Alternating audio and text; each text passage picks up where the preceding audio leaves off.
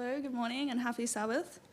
My name is Nadia, and today both me and Arabella have decided to each come and share with you a little bit of our testimonies. I ask that you bear with me as I go along today. I probably will be reading from my notes a lot, and public speaking is not my thing, and then you add speaking about myself, and I think that just gets worse. But anyway, all right, so before I jump in, I'm just going to say a quick prayer. Dear Lord, I pray that you be with me as I stand up here today. I pray that you calm any nerves I may have, Lord, and I pray that you speak through me so that I may be able to reach somebody today. In your name, amen.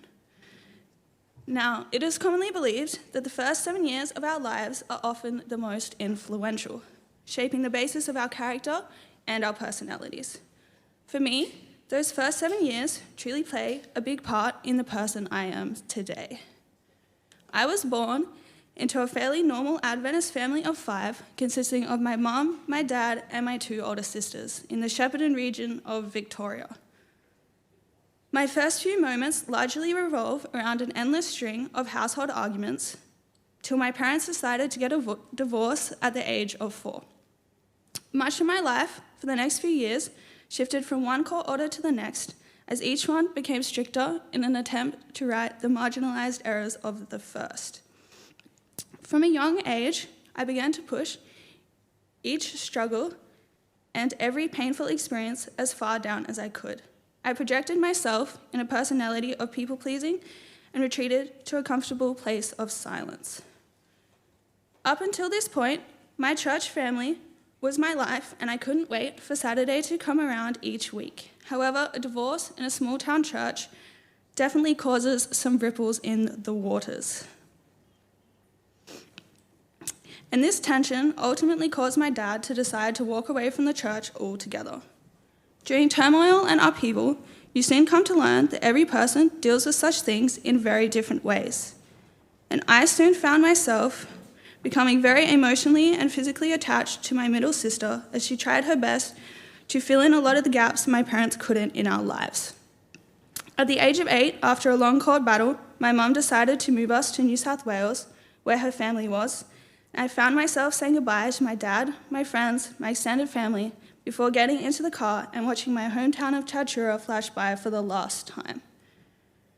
In January 2013, we arrived in the Northern Rivers, and my sisters and I found ourselves in a totally new reality. I found myself surrounded by family who were virtually strangers at this point, new places, private school, and a totally different way of life.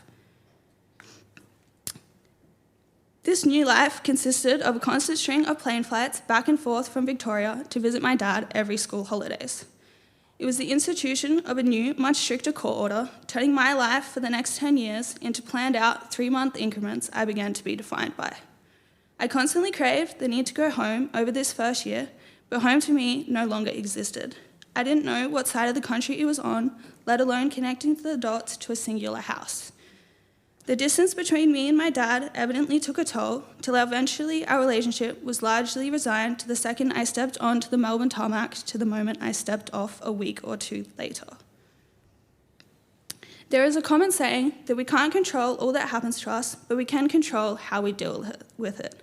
But instead of turning to God to deal with it, the 3 of us turned to our own ways, which soon led my older sister to leave the church. A few years later, my middle sister also walked away from the faith. Up until this point, I had never really thought too much about God. Faith was simply, something I believed because my mother and the rest of my family believed.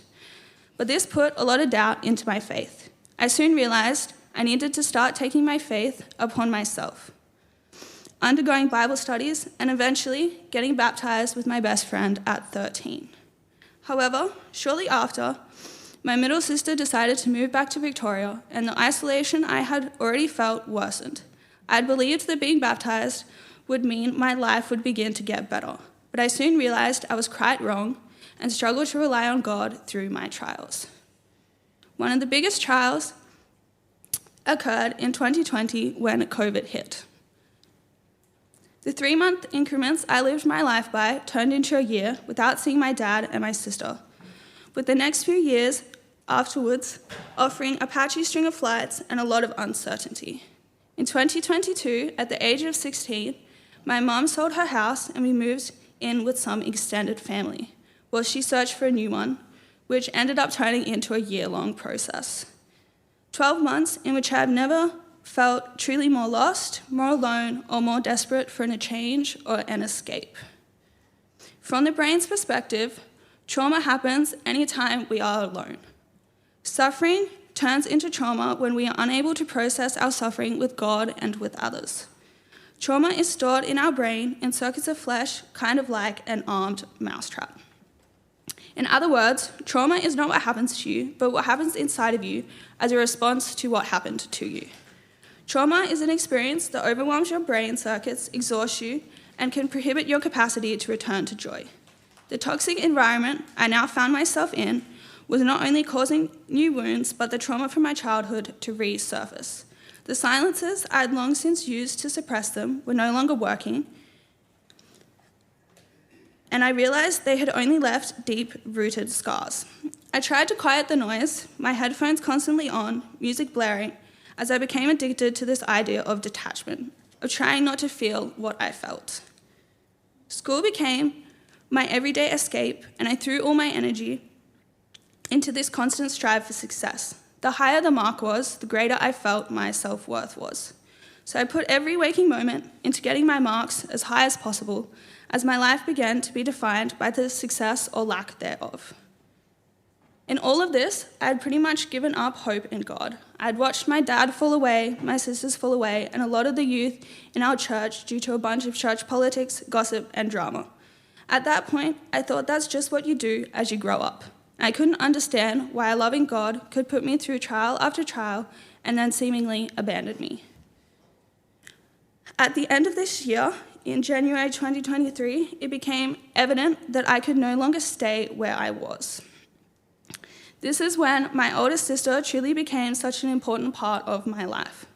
When I needed her most, she reached out that hand I was desperate for and pulled me out of the situation, an act that probably saved my life. So at 17, I moved out of home and into my sister's house with her and her partner. At first, this granted me so much relief, but I continued to bury it all inside. I was even more desperate to succeed now and essentially shut down everything within myself. Now I want to take us on a bit of a detour. So I'm going to take you to one of my favorite Bible stories, which is found in Ezekiel 37, verses 1 to 14. As you turn there, in the interest of time, I'm going to have to condense it down a bit. So we're going to start in verse 3, which reads, "Again he said to me, prophesy to these bones and say to them, O dry bones, hear the word of the Lord." Then we're going to skip down to verse 8, which says, "So I prophesied, and he commanded me, and breath came into them, and they lived and stood, upon their feet an exceedingly great army. Then he said to me, Son of man, these bones are the whole house of Israel. They indeed say, Our bones are dry, our hope is lost, and we ourselves are cut off. Therefore prophesy and say to them, Thus says the Lord God, Behold, O my people, I will open the graves and cause you to come up from your graves and bring you into the land of Israel." Here, God is using Ezekiel to talk to Israel about their spiritual dryness. Like Israel in this story, I was in desperate need of being risen from spiritual death. Like Israel, I was also cut off from my family, from my faith. Like Israel, I had also turned away from God in my trials, and my hope was lost. But also like Israel, God sent me people to prophesy the word of God to me. I was desperate for a deep and honest relationship with God, so I became way more involved in church. There's a quote that reads, "Blood is thicker than water, and the gospel is thicker than blood." In this year of my life, I had family members step up when I really needed them, a lot more extended family members walk out, but at the end of the day, I finally found a strong church family I could rely on. I had that spiritual reawakening, that rising from the dry bones. Flesh was put back onto my faith, and I had found my place in that exceedingly great army. But I hadn't yet found that breath of life Ezekiel talks about. Then, a Bible worker at my church suggested attending the Rise Discipleship Program. And for the first time, instead of shutting it down, I actually considered it. During this time, I was being pulled and pushed both towards and away from Arise, which created a lot of confusion in which I was unable to see what was best for my life. In the confusion, I had one close person tell me, why not apply and see where God leads? If it is His will, it will all work out. So taking her advice, I found myself sending in that application. A couple of weeks later came the acceptance letter. However, I was still really confused and conflicted about what to do about the whole ordeal. I was extremely wary of my family's reaction, as I knew God was definitely not in their plan for my life, and a large part of me still didn't want to go. Then late one night, that same Bible worker who first introduced me to the idea sent me the verse Isaiah 41:10, which says, "Fear not, for I am with you. Be not dismayed, for I am your God. I will strengthen you.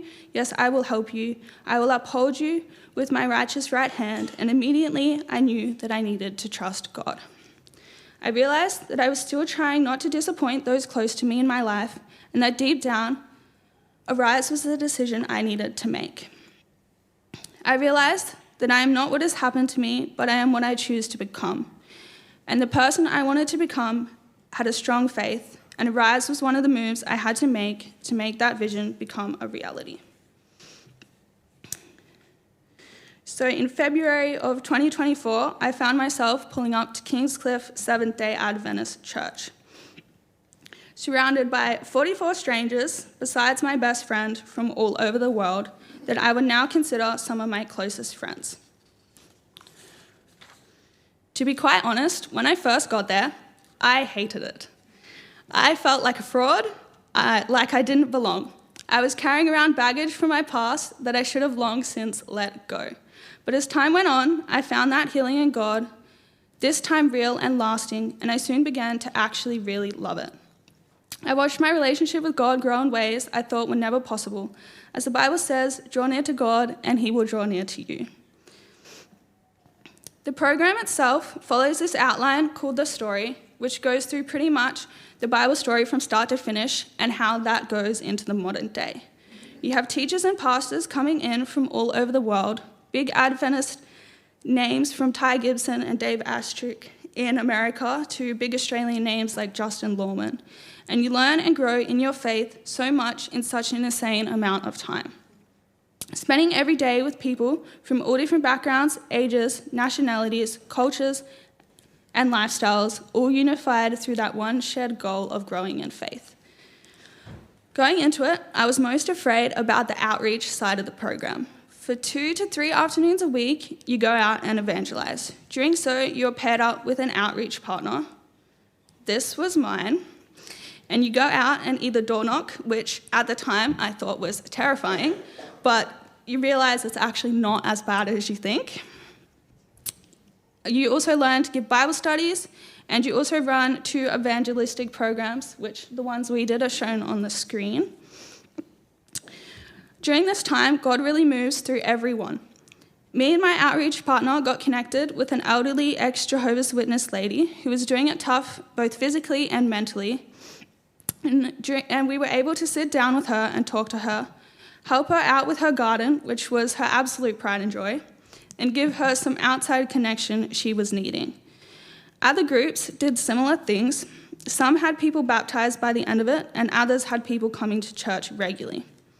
But at the end of the day, the thing I was most afraid of doing actually became the thing I loved and cherished the most.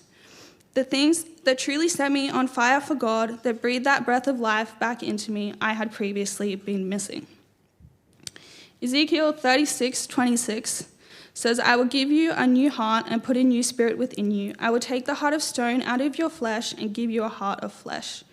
Through this program, God took that little bit of stone I was holding onto and transformed me into a true heart of flesh.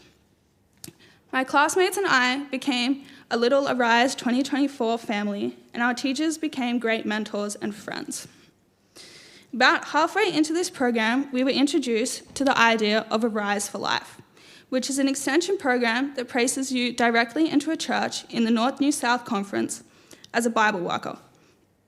At first, I was opposed to this idea. However, one afternoon, we had a local American intern pastor come and give his testimony, which basically turned into a plug for Rise for Life. As he talked about how he made that difficult decision and all the incredible ways it has changed and shaped his life. At the end of that class, he stood there and prayed for God to show those of us in the room a sign whether to pursue it or not. And I vividly remember him saying, "Let them be so convicted they can't stop thinking about it tonight." And to my genuine surprise, that night it was all I could think about. But I pushed that sign down. A couple weeks later, after giving my testimony as part of the morning worship service, one of the program teachers came up to me afterwards and said to me, "I never say this, and I don't want to sway your decision, but after hearing your story, I felt impressed by God to tell you that I really think a Rise for Life would be a good fit for you." That was the second clear sign I had received, but I was unsure, afraid of what my unreligious family would think of me. Over the next few days, I had many conversations with numerous people, and one afternoon, me and my outreach partner found ourselves sitting in my car after a long day of door knocking. And I remember him asking me, "If you don't do it, what will you do instead?" To which I had no response. I didn't really have a clear home to go back to or a path to follow. Then he asked me, "What's holding you back?" Which I responded with, "My family." And at that moment, I finally realized that I'm never going to please everyone in my life. I could die trying and never succeed, or I could finally make a decision for myself and my own well-being and go down a path I know is best for me. To me, that silly little conversation in my car that night put everything into perspective. It revealed to me the blatant obviousness of the signs I had previously ignored, and I understood that a Rise for Life was my path forward for the next 6 months. But there was one slight problem. How was my family going to take it? And let's just say they did not take it so well. But in these moments, when I was second-guessing my decision to go because of their words, I was reminded of a passage which is found in Matthew 4, verse 18 to 20. And it reads, "And Jesus, walking by the Sea of Galilee, saw 2 brothers, Simon called Peter and Andrew his brother, casting a net into the sea, for they were fishermen. Then he said to them, 'Follow me, and I will make you fishers of men.' They immediately left their nets and followed him." In that call to follow him, we see a crisis of commitment, much like the one I had faced. In this story, the crisis of commitment was to leave their nets behind. Mine was to leave behind others' expectations of me. They believed being fishermen was all they are, but Jesus came to offer them a new reality. He came to offer them a new identity, and all they had to do was follow him. We learn that the single call to discipleship is to follow God. Continuing on in verse 21 to 22, it reads, "Going on from there, he saw 2 brothers, James the son of Zebedee and John his brother. In the boat was Zebedee their father, mending their nets. He called them, and immediately they left the boat and their father and followed him." Here we see the progression of commitment. First, they leave their nets, then they leave their boat, then they leave their father. The only thing we are called to do is follow Jesus. Once we have organized our life around Jesus' presence, he will do the work of transforming our hearts. He gives us that power that we may become his witness if only we follow him. I was called to follow him. In that journey, I believed how to rise for life in my future. Yet I struggled to take the call and follow. I struggled to enter into that discipleship the fishermen left their nets, their boat, and even their father for. The purpose of being a disciple is to put God first in priority of our lives. We are not to save ourselves, but to place ourselves physically and mentally in a state of awareness, a posture of focus on the presence and the power of God in our life. I was in a position where I wanted to, but still wasn't putting God in that priority in my life. And you know what? Discipleship can be scary. Taking that call can be terrifying. Jesus calls us to follow him on a journey. That journey is not a call without pain, suffering, or loss. We might have to leave behind some of those nets, but joy is what fuels the journey and what fills those nets. Follow me, and I will make you fishers of men. In taking up that call, there were things, expectations, hopes that I had to leave behind. But at the end of the day, it's not about what we leave behind, but about who we go with. And that was a call I decided to take. A decision myself and everyone that knew me prior to this was very shocked about. I was the girl that was extremely quiet, very introverted, and didn't even want to get out of the car on our first day of door knocking. But here I was making a decision to turn that reality on its head.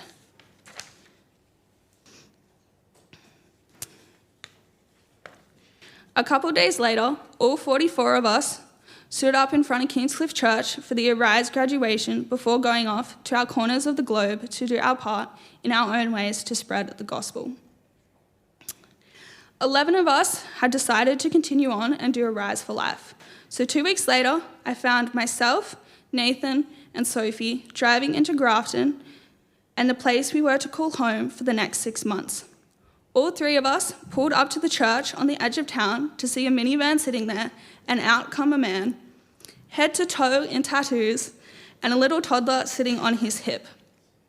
I then discovered that it was the pastor and one of his 7 kids. Grafton Church, from the moment I met the pastor to the moment I left, was without a doubt and undeniably on fire for God. My life as a Bible worker for those 6 months was a roller coaster of ups and of course a few downs. We had busy schedules all day, every day, but it was truly one of the most rewarding jobs I think anyone can ever experience. Each day held the promise of something new or different, but always started off at 9 a.m. with an hour-long gym class with the Pastor Greg and his wife Benita. The rest of our days were filled with door knocking, Bible studies, church duties, or organising, planning, and running some type of community outreach. When we got to Grafton, we discovered that the pastor alone had 52 people he was giving Bible studies to each week, a number that is insanely hard to keep up with. By the end of the 6 months, that number the church had in Bible studies rose to the 70s, with myself giving around 11 of those Bible studies each week. However, when you're Bible working, it's definitely not all sunshine and roses. Door knocking has its challenges, like me and Sophie being screamed out by some cranky old lady on Bimble Avenue, which is a street very well known in Grafton for being very sketchy. An incident we both decided we were never going to go door knocking again from, but to our surprise, we were back on the street the next day. You also come to learn that some Christians have some interesting beliefs, like the time one lady who was a flat earther tried to convince us that this was in fact a biblical belief. Another day, a couple months in, me and Nathan were door knocking for most of the day and had absolutely no luck. When it got to the point where we were about to give up, we decided we would at least finish the street we were on. Then we knocked on this one guy's house, handed him a food hub flyer, and then immediately he was talking to us about God, Christianity, and faith, before asking us to do a Bible study with him. Me and Nathan were both very excited at this point. This was the first person we had met through door knocking that had led to a Bible study, so a couple days later, we rocked back up to his house. We walked in, and within about 5 minutes, soon realised that we weren't here to give him a Bible study, but rather him tried to convince us that we were in a cult and needed saving. Long story short, let's say we never went back. However, that day door knocking, on the last house for the day, we knocked on the house of a lady who was doing it very rough, both health-wise and mentally. So we sat there with her for an hour or so, listening to her story and offering to help wherever we could. Over the next few months, we would go and sit with her weekly, drive her to doctor's appointments, help her around the house, and pray with her. A month or so in, shortly before seeing her, Sophie and I sat in my car and prayed that God would give us some opportunity of sharing God's word with this lady, that somehow he would open her heart to doing a Bible study. An hour later, we were sitting in her living room and she was reading out verses in the Bible to us as we worked through what was the first of many, many Bible studies we had with her.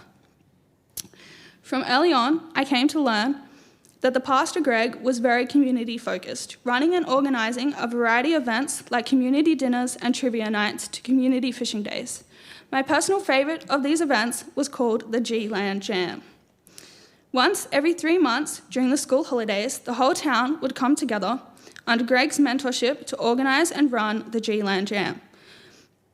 Local businesses would sponsor the event, providing incredible prizes for the winners, and instead of the few kids I had originally thought, out of nowhere, would start rocking up until there were 60-ish kids all crowded around the town's one and only skate park for this competition. All of which knew Greg personally, not just from his days as a BMX rider, but also from his days as a pastor running this competition. Out of this event, we came to know many of the local youth, even gaining some more personal connections with a few, learning about their rough home lives and their struggles. One of these kids in particular, Nathan was able to give weekly Bible studies to, and on our second last week in Grafton, we found ourselves standing in the baptismal font watching this teenager give his life to God. I came to Grafton with little to no experience giving Bible studies, somewhat terrified of what my role and job as a Bible worker would entail, and quite aware of the fact that I was unequipped for this role. But Greg and his wife constantly reminded the three of us that this was not the case at all. Even though I may be unequipped for something, God does the work to equip us. God moves through us to reach those we otherwise could not. Greg showed me that anyone can go out and give a Bible study if they are willing to follow God's call and accept some mentorship. This was one of the key messages in his ministry, that God calls every one of us to follow him and enter into the role of discipleship, whether that be through giving Bible studies, helping with church events or roles, or simply sitting with those who need and leading through example. Discipleship is not about what you do, but who you are. Greg and his wife Benita's testimony was something that truly moved me as I began to see the reasons behind why they were so on fire for God in their every decision, every aspect of their lives, and how they shared that with their kids. I came to Grafton still holding on to things from the past that were weighing me down, struggling with things, and I realized now that God placed me in that church for a reason. He placed me in that church so I could find two of the greatest mentors I will have the privilege of knowing and learning from.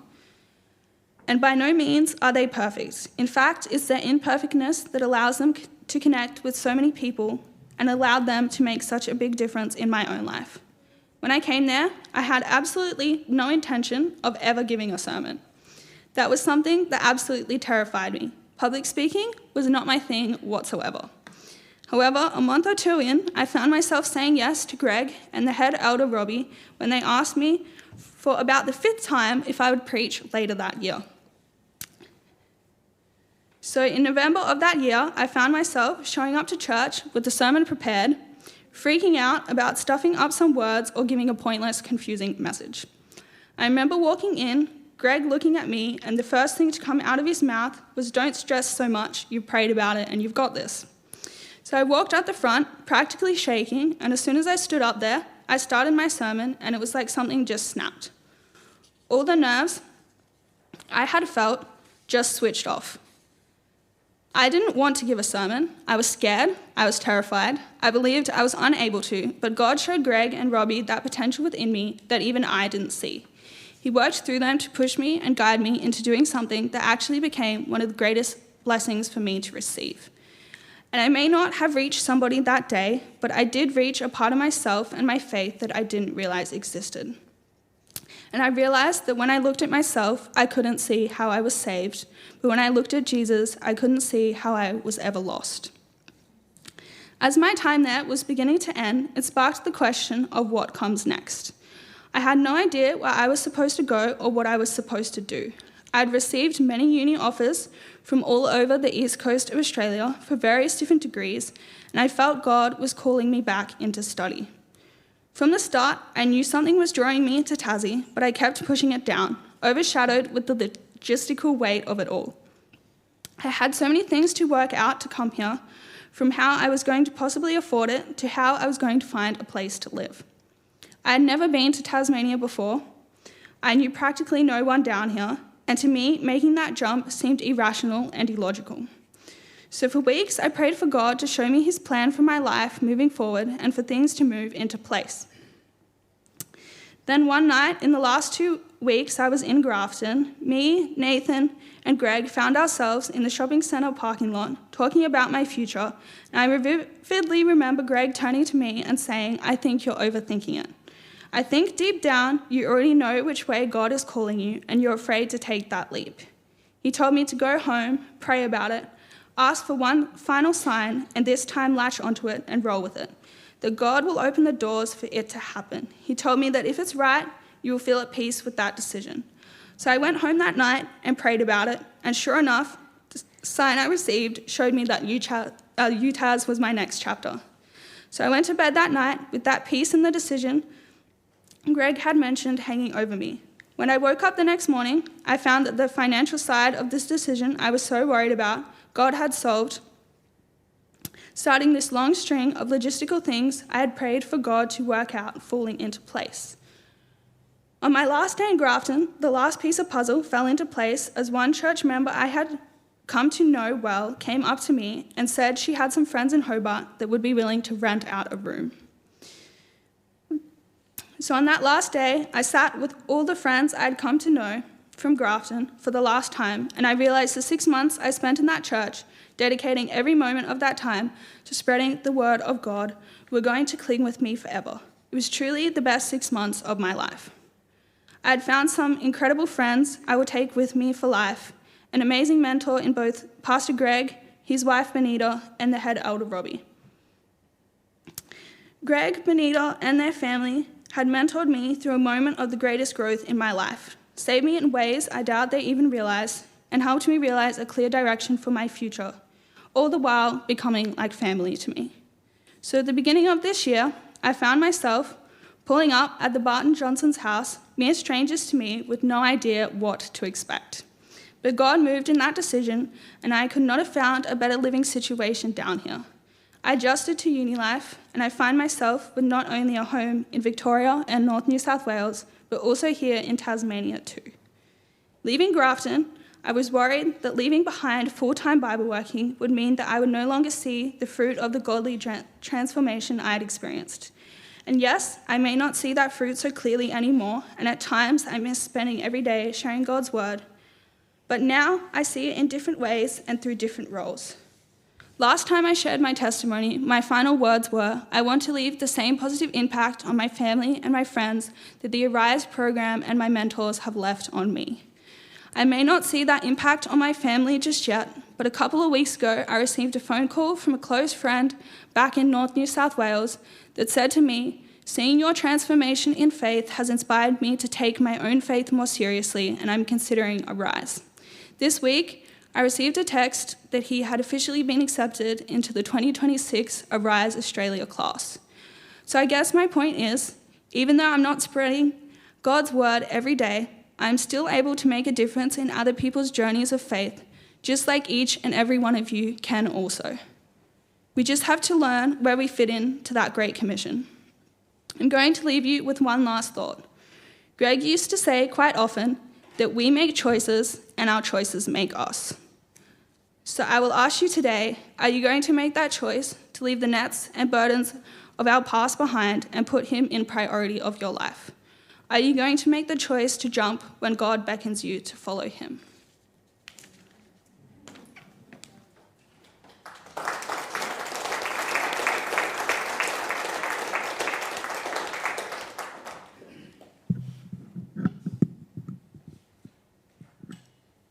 It's been a while since I was up here doing my testimony. I told you guys my testimony originally in 2023, so I'm going to get on to my testimony now, my current one.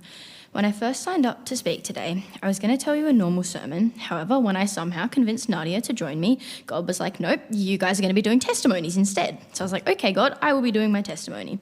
My theme for today is growth and reflection, and I have an overarching question, which is how does biblical reflection grow our relationship with and our knowledge of Jesus Christ? This is like an updated testimony in a way, since I told you my childhood testimony when I got baptised back in August of 2023. And last time the people I thanked were my testimony, and now this time it's the lessons learnt of the continued testimony. I've given it the name Guided by His Peace, as that's what the last 3 years have been. There are 4 main takeaways, which are my lessons learnt for this last little 3 years, which is miracles in the mundane, the power of yes, context is key biblically and non-biblically, and some overall reflection. I must first say this is scary and daunting. However, if we can't share everything as a church family, how can we expect new people to feel vulnerable enough to come wholeheartedly and share their life? To be frankly honest, for the past 2 or 3 years, it feels like I have been hiding a life and having a double life. Today, you're going to see an insight into the real, raw, vulnerable me. I must first say, like my life, this sermon is going to be chaotic and we're going to be doing some Bible gymnastics. However, to make it easier, the Bible verses are going to be written on the screen. I want to first read John 15, 1-8. I am the true grapevine, and my Father is the gardener. He cuts off every branch of mine that doesn't produce fruit, and he prunes the branches that do bear fruit, so that they will produce even more. You have already been pruned and purified by the message I have given you. Remain in me, and I will remain in you. For a branch cannot produce fruit if it is severed from the vine, and you cannot be fruitful unless you remain in me. Yes, I am the vine, you are the branches. Those who remain in me, and I in them, will produce much fruit. For apart from me, you can do nothing. Anyone who does not remain in me is thrown away like a useless branch and withers. Such branches are gathered into a pile to be burned. But if you remain in me, and my words remain in you, you may ask for anything you want, and it will be granted. When you produce much fruit, you are my true disciples. This brings great glory to my Father. The main thing I can take away from this passage is the sense of reflection. This year for me has been one of reflecting on my past, the present, and changing for the future. In the last 2 years, I had a lot of things which happened, which I had to reflect on these things in order to grow and continue to learn. If there is one thing that you will take away from today, let it be that by purposely reflecting, you will see where God is, was, and continues to be. Now, let's get on to my first point. Miracles in the mundane. We can either look at everything as a little miracle or not. Over the last 3 years, I had some big things happen which led to some mental health issues, which I have often had to learn and reflect from. Here's where the double life comes in. Right now, many of you don't know, but me being here in this church building, but even more up the front speaking to you all, is a massive miracle. In Year 9, I missed so much school due to mental health issues and chronic pain, so I moved to online school for Year 10. It was just going to be a 1-year thing until I eventually would go to Rosny College. However, as the school year went on, my anxiety got progressively worse, leading to panic attacks for every doctor's appointment, church, and anything that I had to leave the house for. So in November of last year, Mum and I headed to the psychologist and I got diagnosed with anxiety and depression. So for this year, I didn't go fully to Rosny, but I went 1 day per week, split over Tuesdays and Thursdays, and then the other 3 I did through an online school. And I thought it couldn't get any worse, but it did continue to get worse. This time, last year, exactly this time actually, I missed over 6 weeks of church because my anxiety had gotten to the point that leaving the house was like going to the other side of the world. I just said it was because I was tired and had lots of migraines, which wasn't wrong, but it wasn't the full truth. In February, my mental health was the worst it had ever been. School was a nightmare, I hated it so much, and it wasn't getting any better, and neither was I. There's a saying, suddenly your faith starts to outshine your fear, and that's when everything changes. I felt like I wasn't good enough as my faith didn't outshine my fear, but rather my fear had overtaken my faith and was the centre of every day and everything. Eventually, I hit such rock bottom that I had nowhere else to go other than up, and no one else to go to other than God. There was a certain point where I, in my mind, truly surrendered my life to God. I knew at the point that I was at that I couldn't use my life, but I knew He could. And I have a Bible verse for this, Matthew 7, 7-8. Ask and it will be given to you, seek and you will find. Knock and the door will be opened to you. For everyone who asks receives, the one who seeks finds, and the one who knocks, the door will be opened. This year, 2025, and the last 24 months particularly, I prayed some of the hardest to pray prayers. Deep, deep discussion to the Lord, pouring out my feelings in a desperate cry for help. Part of me often regrets a lot of what I said to the Lord and to people, but I know without those prayers I wouldn't be where I am today, which is up the front speaking to you all. Prayer was a lifeline, a very literal lifeline. It was only by actually reflecting on everything over the past 2 years that I was able to see all the places God was with me, all the things He set into place, all the answered prayers, many way better than I asked, the unanswered prayers that were not yet but later, which became my greatest blessings, and so many more realizations. Without the reflection, I may not have realized all the intricate details of these things, and I wouldn't have grown as close to God as I have over these last 2 years. Slowly, as time went on, I was able to do more without as many panic attacks, and I was making progress. Life seemed normal-ish. Even though I say this now as only 17 years old, looking back on my childhood, I can see anxious tendencies throughout all sorts of moments. But in every moment, there has been one thing connecting the chaos and calming my inner thoughts, and that's worshipping God. I can find a sense of peace in knowing that I will have ups and downs, but that Jesus Christ is with me through it all. Romans 15:13. May the God of hope fill you with all joy and peace as you trust in him, so that you may overflow with hope by the power of the Holy Spirit. Reflecting on Jesus in the garden throughout the Gospels, Jesus would often, as we see, go into the garden by himself and pray to the Father and come back renewed and refreshed. We can learn from this to go and take time away from distractions to sit in prayer and learn and reflect in order to come back with new insight and a transformed mind.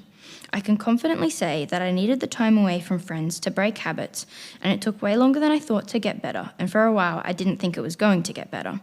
This year I had to sit in a lot of prayer, but I have come out the other side stronger and more faithful than ever. Anything in life, I pray about it and then leave it to God. I have never trusted him about anything more than I do now. Psalms 56:3. Whenever I am afraid, I will trust in you. We want modern day miracles, but we don't want what we think is half a miracle, when in reality it is a miracle. It is truly a miracle that my anxiety and depression no longer holds me captive, but is an afterthought. Last weekend, I took the opportunities that God has given me and I went camping with Nadia, just myself and her at Coles Bay, straight after my maths exam. If you told me this time last year that I would make friends with a complete stranger and take her on a camping trip, I wouldn't have believed you. I can almost guarantee, if you look back on prayers that you ask God, he will have answered them. How often do we specifically think back on answered prayers and thank God for them? There are so many miracles in my life. However, my anxiety being reclaimed by God is the biggest, and I think it's the most powerful, as without God, I was nothing and could do nothing. With God, I am conquering school, have a job, drive myself places, and so much more that 1 year ago felt impossible. Even something as simple as having a job, education, health, family, friends, and the country we live in are miracles in themselves. So many people all over the world are missing these things that we take for granted every day. See the miracles in the mundane in your own life. Perspective. I said I was going to do jazz hands to Nadia, so I had to do the jazz hands. My second point is the power of yes. This year, my motto was yes. There were so many things I wanted to say no to, but I chose to say yes, as yes held the power. I will come clean. I do now enjoy these things. However, in the moment, I was like, what have I done? Why? I didn't really want to help out with adventurers or be a deaconess for a second year. I didn't want to sing up the front. I didn't want to do the XT services and so many more little things. However, through all of these things, I have found many blessings and great joy. Now I don't regret saying yes, but during the moment, I was terrified. Say yes. If someone asks you to do something, give it a go. Otherwise, you may never realize how much you do, in fact, like something. In November of 2024, I said yes to being a cat foster carer. This, for me, was finding my passion for community service and pursuing it. This year, we had a long-term foster cat called Maya, who I often gave the nickname Mummy Maya because she was a little mama to me. Apparently, I was one of her kittens. I would get licked, and she would also lick our actual kittens. She was very friendly, but this took much time of showing her human love and learning to build human connection and trust. At first, she didn't want any love, and she really just said, go away. But in the end, she would lick me and headbutt me and do little rollovers because she was like, oh, I love you. And I was like, I love you too, Maya. Through this community service and looking after cats and providing care, I saw transformation within them and me. Caring for God's creation is my favourite community service. Yours might be different. Say yes and try something new. Back a while ago, I said yes, God, take away the friendships that I idolise and don't glorify you. It hurt for a long time to lose those friends. Now, looking back, I see it is better to be the weird kid than to compromise on your values. I now have godly friendships that glorify him. Yes holds the power to so many new opportunities, experiences. I encourage you to go into this week with an open mind and say yes to more things, which leads me to my third point. Context is key, biblically and non-biblically, which the main way I see this context is key is through social media, where you don't know the context. With social media comparison, nothing is ever as it seems. And in the Christian sense, don't compare your walk to others. So often I would get caught up with where others were during their walk with God or in life generally, that I would forget my own walk or think I wasn't as far in my walk. But something that changed my view was rather than thinking as a straightforward walk, but as two paths that lead to the same destination, but at different distances. Just because my walk isn't as long as others doesn't mean I haven't come as far. In order to truly understand why someone is saying what they are saying, you must first understand the context of their life, what is going on in their life. But I truly think it's impossible to fully understand the context of someone's life, which is where in my own life, I try and remember if someone says something that's hurtful to me, that they don't know the full context of my life, and I don't know the full context of their life. So next time you're having a conversation with someone, try and understand the context of their life, and you can understand them better as a human and their story. And my last point for this is people have and will always continue to twist the Bible to hear whatever they want to hear. In order to not get deceived, read it for yourself, as I have learned. And the most common one I see, good old wives submit to your husbands. But we forget that there is more than just the first part. But the second part is husbands, love your wife as Christ loved the church. He died for the church. Whoa! So, very important. It later talks about how a man should act if a woman is to submit. And some of the key takes away are intense control of not her emotions, but his own, deep spiritual, emotional, and physical care of his wife. Husbands are to love their wives as their own body, and so many more verses in which, through both the husband and the wife using their God-given femininity and masculinity, both can thrive and neither is oppressed or less than the other. That's the full context. And honestly, as a woman, when I read this chapter, I don't feel oppressed like many people think I should, especially the kids at school.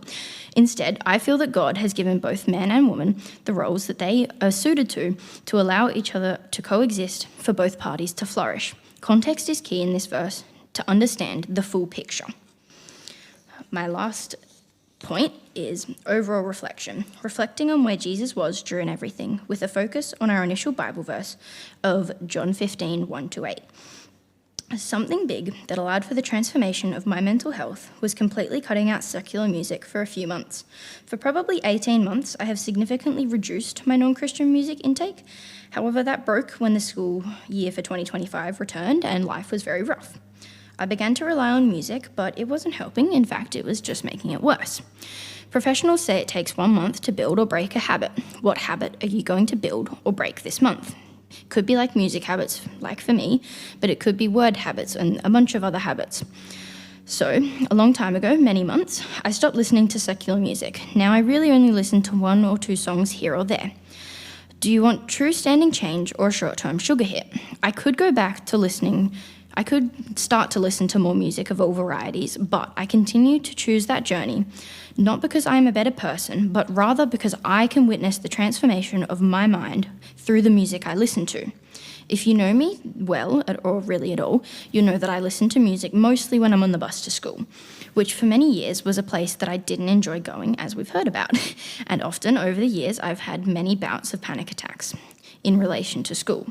It was really only in the last 8 months that when I went onto godly music only was when I really changed my mental health. For me, when I listen to secular music, my head becomes really busy and it chatters constantly. But when I embrace God's music, my busy mind becomes still. This lack of busyness in my head felt really strange at first. To be honest, I found myself feeling this as an out-of-body experience and as numbness. But I realised it's not that, but it's true peace in knowing how the old me would have felt, but not feeling that. More so, intense peace with the presence of the Lord.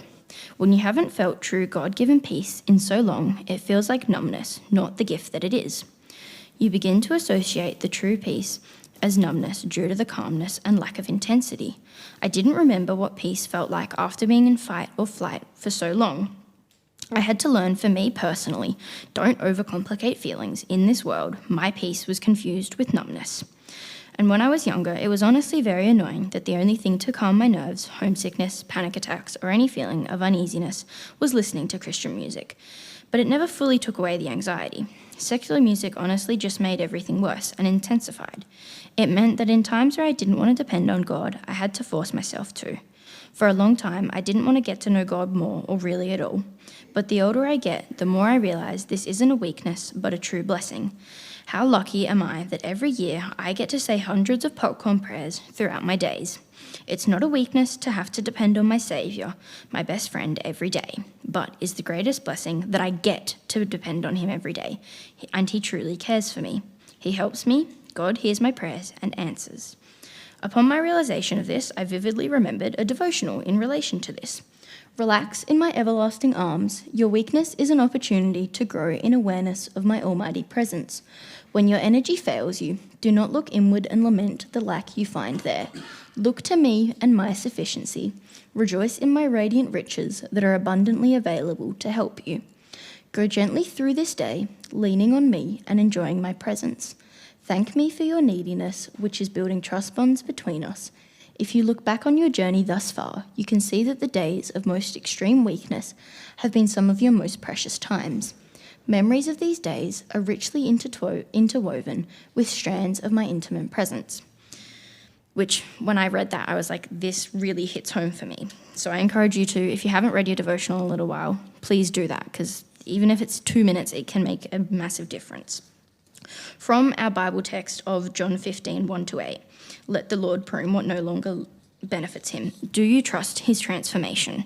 In my own life, I have seen his transformation, not always how I wanted, but in the way I needed it.